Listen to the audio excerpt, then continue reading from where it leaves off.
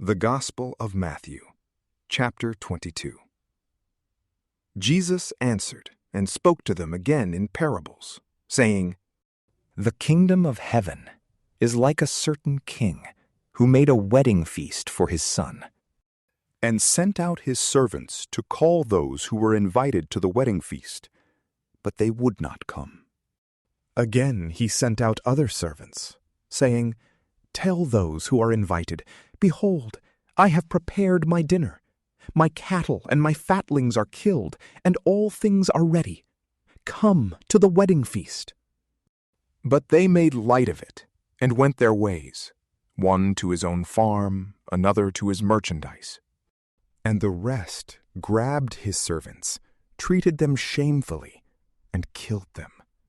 When the king heard that, he was angry, and sent his armies, destroyed those murderers, and burned their city.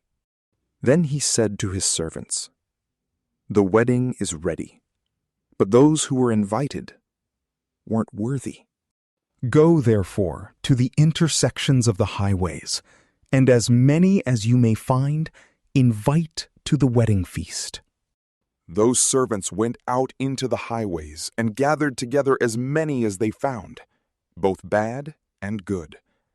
The wedding was filled with guests. But when the king came in to see the guests, he saw there a man who didn't have on wedding clothing.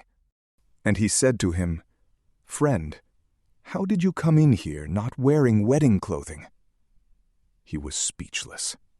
Then the king said to the servants, Bind him hand and foot, take him away, and throw him into the outer darkness. That is where the weeping and grinding of teeth will be.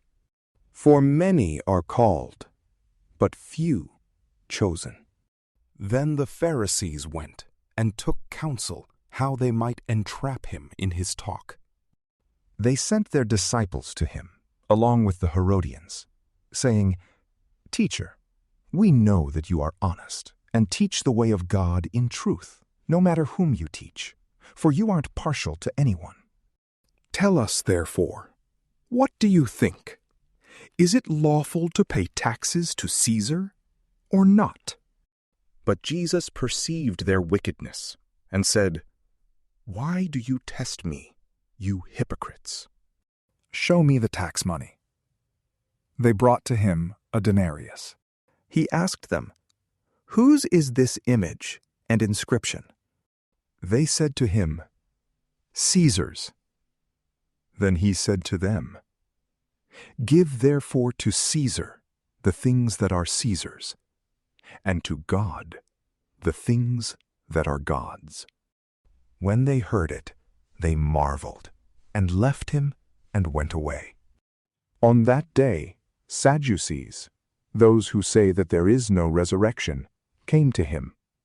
They asked him, saying, Teacher, Moses said, if a man dies having no children, his brother shall marry his wife and raise up offspring for his brother.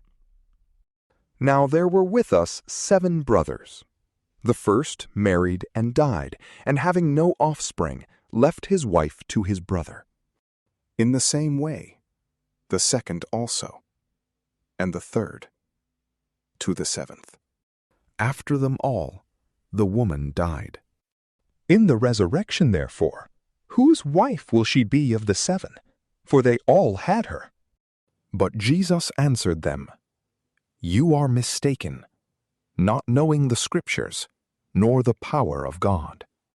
For in the resurrection, they neither marry nor are given in marriage, but are like God's angels in heaven. But concerning the resurrection of the dead, haven't you read that which was spoken to you by God, saying, I am the God of Abraham, and the God of Isaac, and the God of Jacob? God is not the God of the dead, but of the living.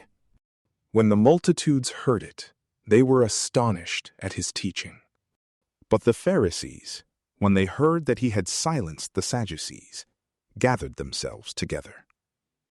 One of them, a lawyer, asked him a question, testing him. Teacher, which is the greatest commandment in the law? Jesus said to him, You shall love the Lord your God with all your heart, with all your soul, and with all your mind. This is the first and great commandment. A second, likewise, is this: You shall love your neighbor as yourself. The whole law and the prophets depend on these two commandments. Now, while the Pharisees were gathered together, Jesus asked them a question, saying, What do you think of the Christ? Whose son is he? They said to him, Of David. He said to them, How then does David, in the Spirit, call him Lord, saying, The Lord said to my Lord, Sit on my right hand, until I make your enemies a footstool for your feet. If then David calls him Lord, how is he his son? No one was able to answer him a word. Neither did any man dare ask him any more questions from that day forward. From PrayLamp, peace be with you.